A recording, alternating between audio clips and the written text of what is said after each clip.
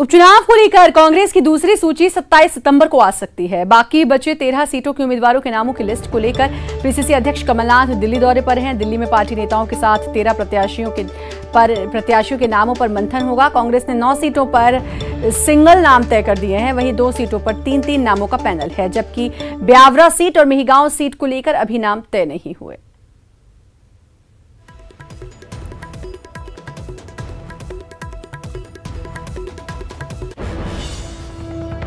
तेरह सीटों पर प्रत्याशियों के नाम का ऐलान जल्द कांग्रेस करेगी। 9 सीटों पर सिंगल नाम तय। जौरा से पंकज उपाध्याय, सुमावली अजब सिंह कुशवाहा, मुरैना से राकेश मावई, ग्वालियर पूर्व से सतीश सिकरवार, पोहरी से हरि वल्लभ शुक्ला, मुंगावली से 22 साहब यादव, सुर्खी से पारुल साहू, मधानता से नारायण सिंह तोमर, सुवासरा राकेश पाटीदार। ब्यावरा सीट पर नाम तय नहीं।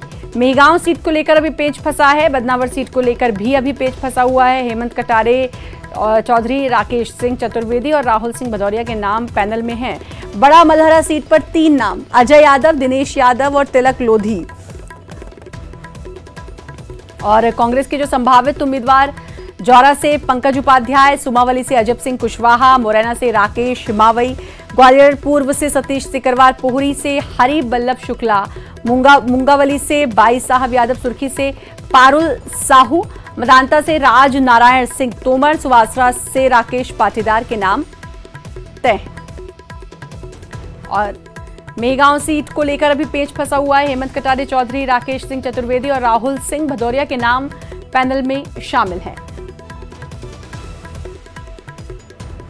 वहीं बदनावर सीट की बात करें तो उस पर भी उम्मीदवार तय करने को लेकर अभी भी पेच फंसा है।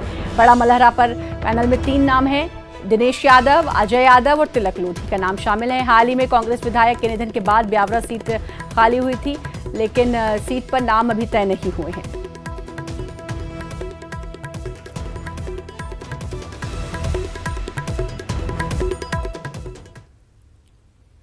सज्जन सिंह वर्मा का बयान। कांग्रेस एमएलए सज्जन सिंह वर्मा ने बयान दिया है। 13 सीटों के उम्मीदवार को लेकर कहा कि 2 से 3 सीटों पर सर्वे रिपोर्ट का इंतजार। लगभग सभी सीटों पर नाम तय जल्द जारी होगी उम्मीदवारों की सूची। तो सज्जन सिंह वर्मा ने अब बयान दिया है और कहा है कि 2 और 3 सीटों पर सर्वे रिपोर्ट का इंतजार है और उसके बाद फिर लगभग सभी सीटों के नाम तय हैं। जल्द ही उम्मीदवारों के नामों की सूची जारी होगी। सज्जन सिंह वर्मा ने अब कहा है सर्वे का इंतजार है।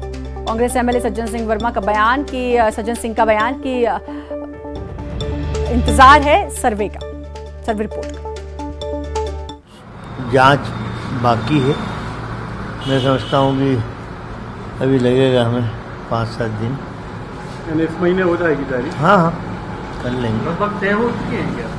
लगभग कुछ कहीं कुछ जानकारियाँ कमी रह जाती हैं। कुछ सर्वे रिपोर्ट आना आखिरी की बाकी है।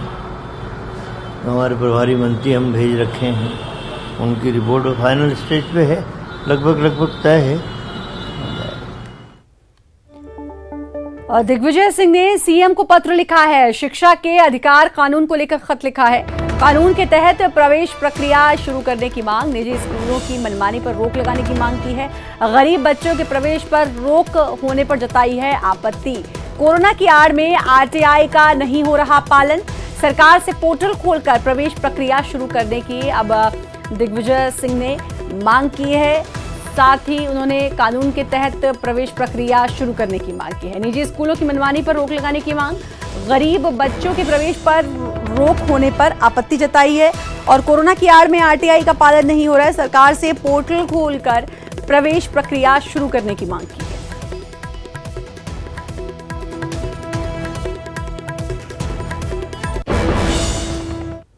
और लगातार बड़ी खबरें आपको बताते रहेंगे, लेकिन अभी रुक करेंगे न्यूज रूम का। पुनीत वहां पर मौजूद हैं। Puneet, over to you.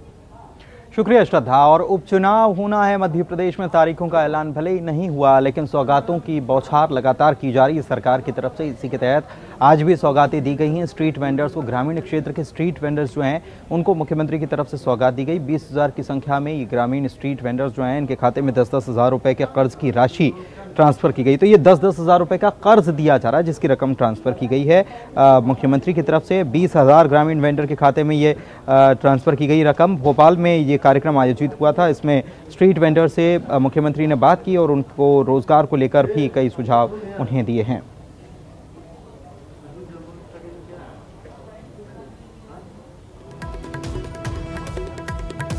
में भी जो पद व्यवसायी आते हैं, कई बार गांव में काम धंधा नहीं मिलता तो शहर में चले आते हैं। प्रधानमंत्री जी को धन्यवाद।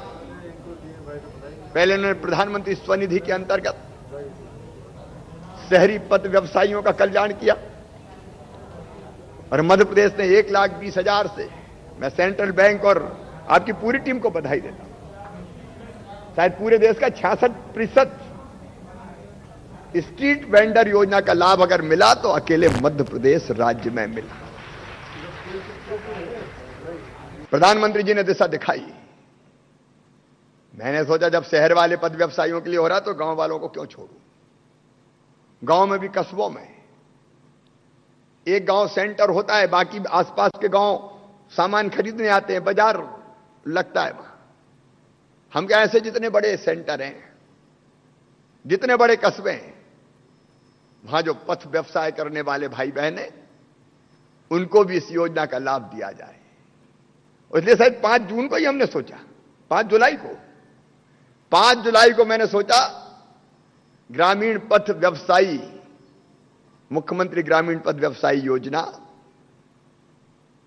की रूपरेखा दिमाग में आई और 5 जुलाई से 5 अगस्त 5 सितंबर, आज 24 सितंबर को मेरे 20,000 से ज्यादा भाई बहनों के हाथ में 10,000 रुपया आ गए।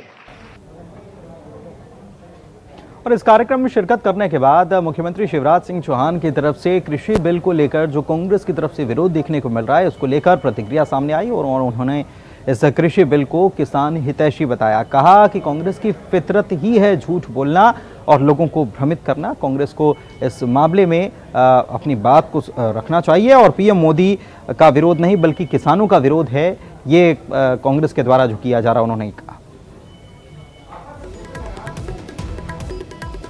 किसान विरोधी है, किसान द्रोही है। ये कृषि बिलों का विरोध करना, ये किसानों के साथ द्रोह है, भ्रम फैलाना, ये कांग्रेस की फितरत है। तो बिल को लेकर कह रहे हैं शिवराज सिंह चौहान की ये किसान विरोधी बिल नहीं है बल्कि किसानों का हितैषी बिल है। कांग्रेस इस मामले में झूठ फैला रही है। दूसरी तरफ किसानों के कर्ज माफी को लेकर, मध्य प्रदेश में जो किसानों की कर्ज माफी हुई इसको लेकर सियासत एक बार फिर से गरमाई हुई नजर आ रही है। पहले सरकार ने सदन में माना कि कर्ज माफी हो गई, फिर बाहर आकर मंत्री ने कहा कि कर्ज माफी हुई नहीं, गलत आंकड़े पेश कर दी गए, अधिकारियों पर हम कार्रवाई कराएंगे, जांच कराएंगे, उसके बाद कार्रवाई होगी। दूसरी तरफ पूर्व मुख्यमंत्री कमलनाथ ने इस पूरे मामले को लेकर सरकार पर निशाना साधा है और कहा है कि ये झूठ बोलने की, कलाकारी की राजनीति की जाए।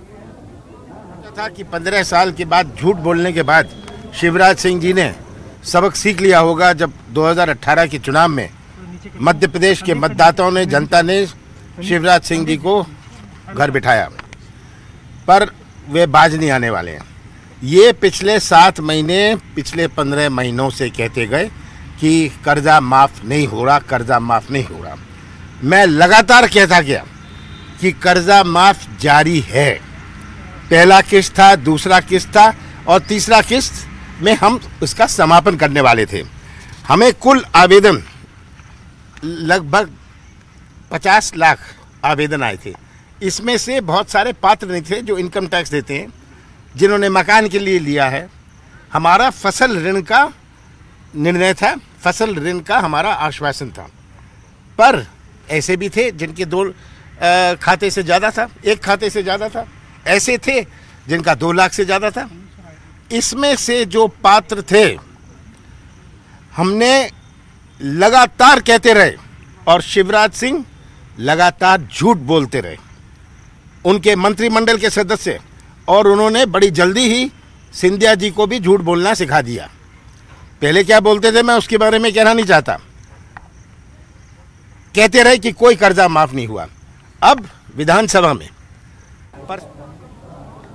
और इधर कृषि बिल को लेकर एक बार फिर से कमलनाथ ने सरकार को घेरा है, प्रदेश की सरकार को, केंद्र की सरकार को। कहा है कि किसानों के हित के लिए मोदी सरकार ने आज तक कोई काम नहीं किया है, उद्योगपतियों को फायदा पहुंचाने के लिए ये सारा काम किया जा रहा है। उन्होंने ये भी कहा है कि मोदी के कार्यकाल में और शिवराज सिंह चौहान के कार्यकाल में ही किसानों ने सबसे ज्यादा आत्महत्या की हैं। क्या कहा, सुनिए सर।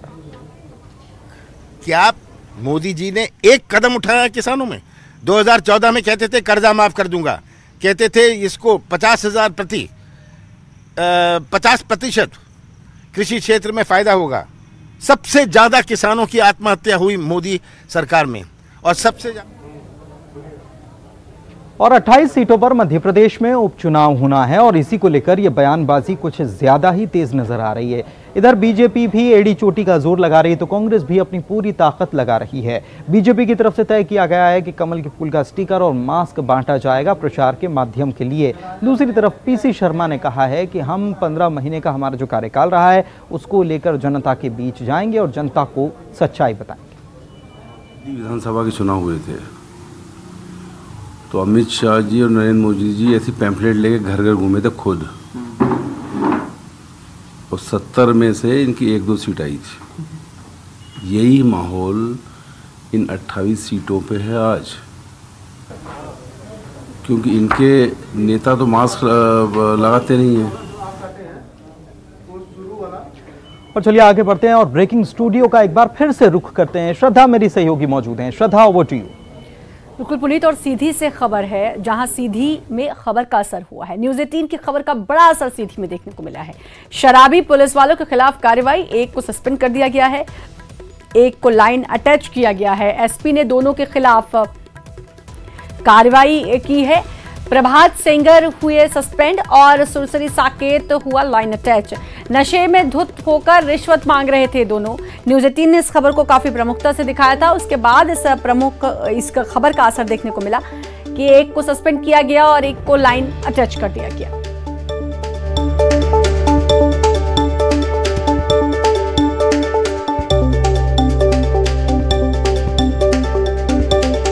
और हरीश हमारे संवाददाता हमारे साथ जुड़ चुके हैं। हरीश, खबर जो न्यूज़ 18 ने दिखाई थी उसका असर देखने को मिला है, एक को निलंबित, एक को लाइन अटैच।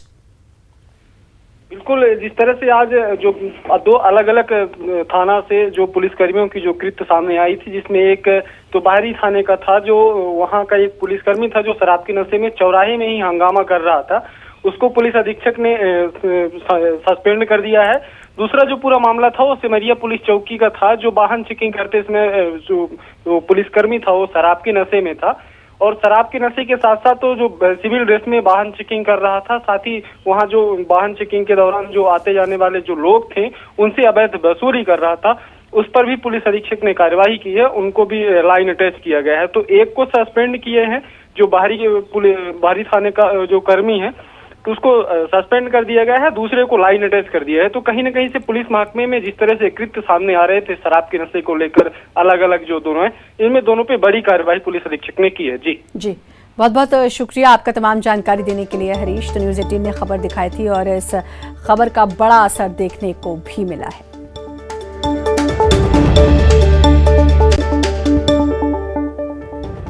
और चलिए एक बार फिर से रुख करते हैं न्यूज रूम का। Puneet, over to you.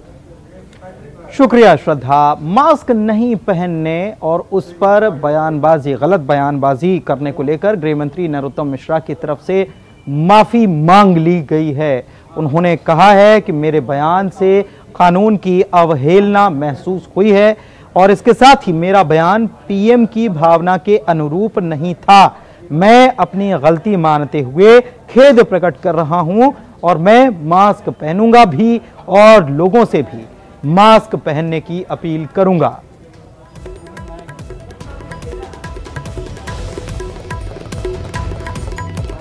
कभी हमारी वाणी से ऐसे शब्द निकल जाते हैं जो हमारी दिल की भावनाओं के एकदम विपरीत होते हैं।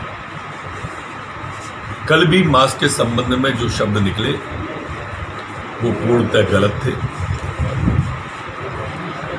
मुझे स्वयं को पीड़ा हुई अपने शब्दों से।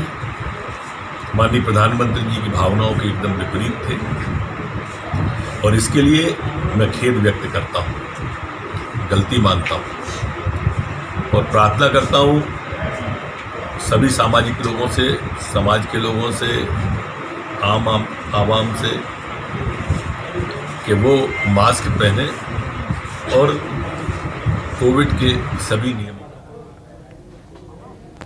और चलिए आगे बढ़ते हैं। श्रम कानूनों के बदलाव पर विपक्ष लगातार सरकार को घेर रहा है और इसको लेकर खुद दिग्विजय सिंह ने भी कहा कि केंद्र श्रम कानूनों में बदलाव अंतर्राष्ट्रीय दबाव में कर रहा है। जबलपुर में दिग्विजय सिंह के आरोपों पर प्रदेश के पूर्व मंत्री अजय बिश्नोई ने कहा कि मोदी जी के नेतृत्व में पूरी दुनिया हमारी आवाज सुन रही है।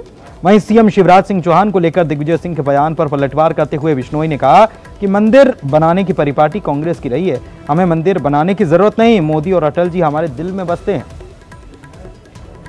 राष्ट्रीय स्तर पर मोदी जी को चीन के विरोध में समर्थन मिल रहा है और हम अपने आप को सुरक्षित पा रहे हैं। इसके पहले हम कश्मीर के 370 की बातचीत कर लें, उधर पर भी हमको पूरे विश्व के लोगों का मिला है। मंदिर वो बनवाएं, राहुल गांधी का बनवाएं, राजीव गांधी का बनवाएं, सोनिया गांधी का करवाएं, वो अपनी परपाटी और कल्पना पर चलें। हमने आज की तारीख तक न अटल जी का मंदिर बनाया है और न मोदी जी का मंदिर बनाने के लिए। और चलिए आगे बढ़ते हैं, अगली खबर का रुख करते हैं। और आंगनबाड़ी में एक बड़े घोटाले की गुहार देखने को मिल रही है। कैग की रिपोर्ट में इस बात का जिक्र आया है। कैग की रिपोर्ट से आंगनबाड़ी में बड़ा घोटाला सामने आया। रिपोर्ट के मुताबिक आंगनबाड़ी कार्यकर्ता सहायिकाओं के पैसे में गड़बड़ी कर अधिकारियों ने कंप्यूटर ऑपरेटर के खाते में डाले। 3 करोड़ 19 लाख रुपए की गड़बड़ी की जानकारी कैग की रिपोर्ट में है। पूरी गड़बड़ी साल 2014 से 2016 के बीच भोपाल, रायसेन, विदिशा, मुरैना, अलीराजपुर और झाबुआ में की गई।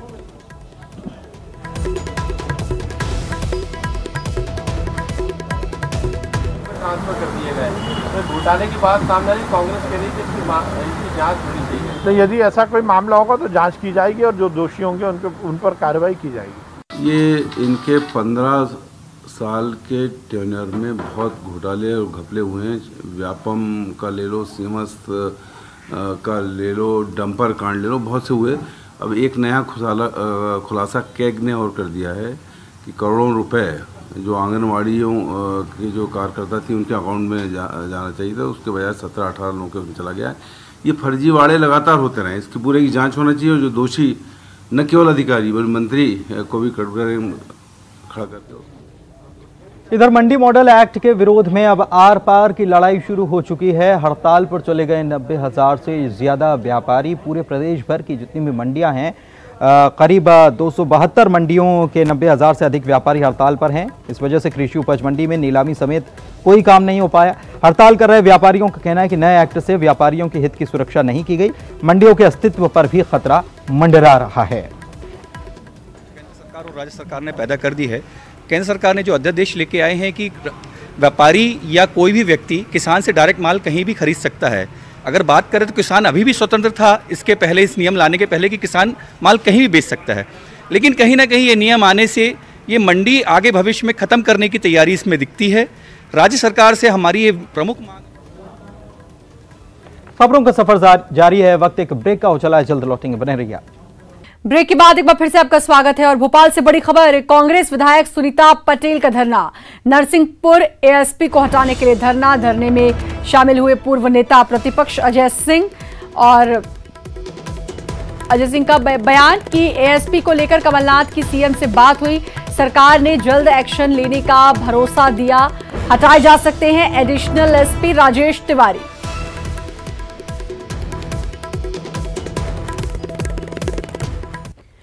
और उमरिया में बाघिन की संदिग्ध मौत।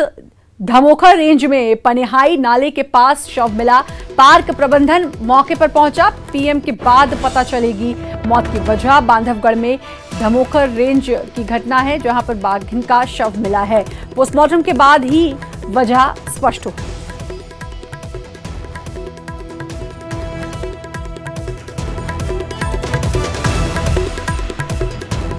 और अशोकनगर पहुंचे हैं मुख्यमंत्री शिवराज सिंह चौहान, चुनावी दौरा, और सीएम राजपुर पहुंचे हैं। उनके साथ ज्योतिरादित्य सिंधिया भी मौजूद हैं। आज अपने मामा के साथ और आदरणीय सिंधिया जी के साथ संकल्प लो कि इस बार इतने वोटों से जसपाल को भारतीय जनता पार्टी को जिताओगे कि कांग्रेस धोखा करना भूल जाएगी। ऐसा सबक सिखाएंगे कि कांग्रेस दोबारा उनके खड़ी नहीं होगी। बोलिए सब तैयार हो? उठाइए दोनों हाथ, इधर भी पीछे तक सड़क तक और इधर भी बांधिए दोनों मुट्ठी और संकल्प कीजिए भारत माता की जय बोल के भारतीय जनता पार्टी और जज्जी को जिताने का। बोले भारत माता की, भारत माता की, भारत माता की। बहुत बहुत धन्यवाद, प्रणाम, नमस्कार। बहुत बहुत धन्यवाद माननीय मुख्यमंत्री जी, और आभार प्रदर्शन के लिए आमंत्रित हैं।